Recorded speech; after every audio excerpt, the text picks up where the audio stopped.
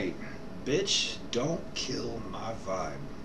So, that's Kendrick Lamar's song, Bitch Don't Kill My Vibe, which is essentially a minor 7 to a major 7.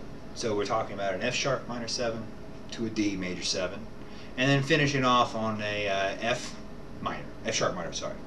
So, the whole point of this, though, is to talk about exactly how to attack a minor 7 and a major 7. Some cool chords, though, actually, if you give a little time to get into it. There's a couple styles of music out there that really only deal exclusively with major 7 and minor 7s instead of majors and minors. If you take a look at my article on Neo Soul, or actually a profile of Neo Soul, you'll take a look at that too. You'll find that in there. So let's talk about this. How do I actually approach this minor 7 if you're not familiar with it? If you are familiar with these chords, well then there you go. The tab's on the blog and you can check it out. For those not familiar with these chord shapes and find it difficult to do it, first what I want you to do is use your ring and your middle finger to grab an A minor 7. And I'm going to show you how that happens. Okay, so on the 4th string, you're going to take it and put it on the 2nd fret. Your ring finger is going to go there, and then your middle finger is going to go on the 2nd string, 1st fret. So the whole thing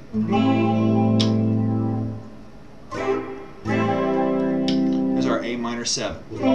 Now why is that important that I want you to play an A minor 7? Because this shape right here that you're doing with these two fingers and leaving this index finger free is the exact same dynamic you're going to use when you grab up this F sharp minor 7 all the way up here on the 9th fret.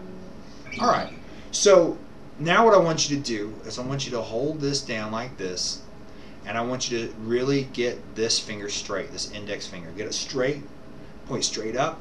And what I want you to do is watch what I'm doing. You see how I bring my arm up? Bop. Okay, boom.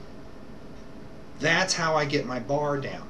Now, I'm going to use the blade of my finger right here in my thumb. So I'm going to show you real quick what I'm talking about so you can see it. So this is the blade of my finger that I'm using. Of course, as all caveats that I say with my techniques and things that I show, this is my way, not the wrong way, not the right way, but rather my way.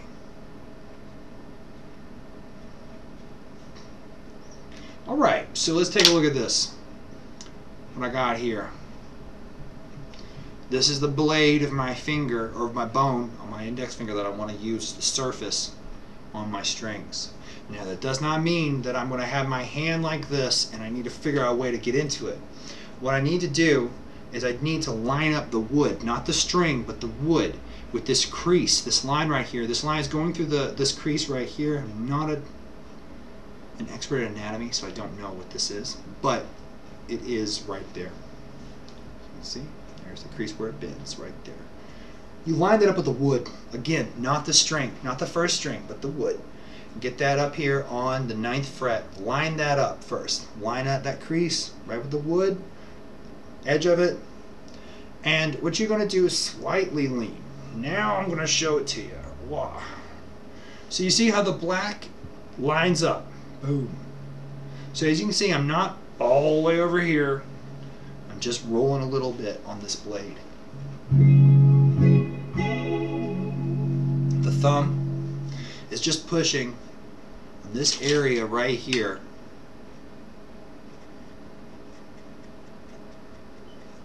Right there.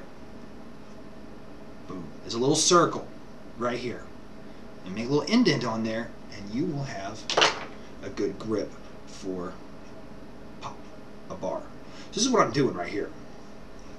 Boom, boom, and I'm holding it. So now, from here, you just do what you did with the A minor 7 and hold it down with the ring in the middle.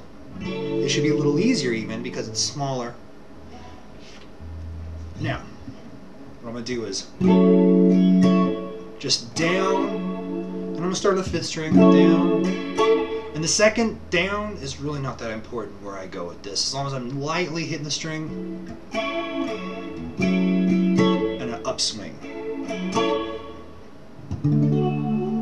Alright, let's go back to the A position now. So we're talking about this D major 7. Let's talk about an A major 7 first. Okay, so all this is now is using your ring finger on the 4th string, 2nd fret, middle finger on the 1st fret of the 3rd string, pinky on the 2nd string of the 2nd fret. This becomes the A major 7. And again, we're doing it in a way that leaves this finger free. So now we're going to take this whole shape and bring it on the 7th, 6th, and 7th fret. And we're going to bar the 5th fret down. This becomes the D major 7. Why is this the D major 7? Because the root is on the 5th string, just like the F sharp minor 7. The root is on the 5th string. That is the telltale sign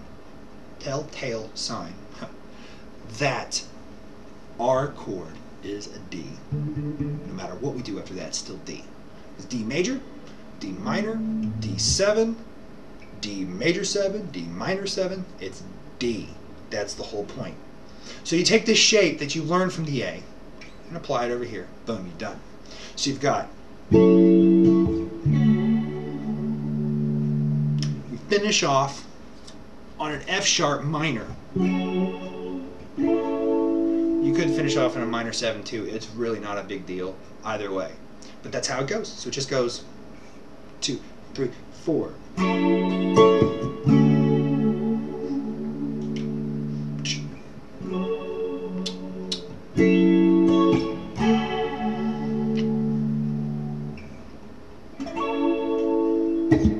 Boom, and we're done.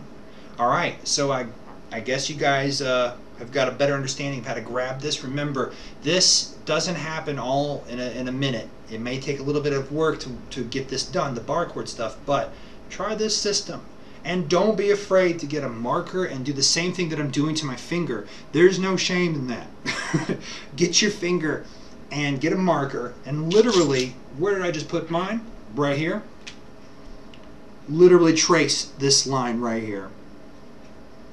And literally trace the side bone blade of your index finger and get it so you can see it, and then you can line it up and then you can get it done. Remember, it's an angle that I'm doing.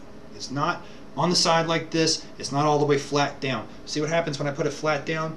Ah, you can see that black mark right there, and you can even see the crease in it too. You don't want that.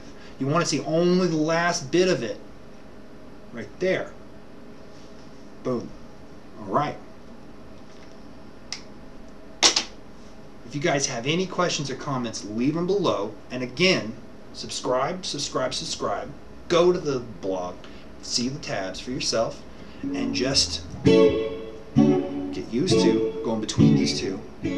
Because the right hand attack is pretty easy. It's pretty not too bad. If you know how to strum, you can get it. It's just about getting these jazz chords. And from now on, why don't you try to write with a major 7 and a minor 7 instead of a major chord and a minor chord? It doesn't mean that it's better. It's just different.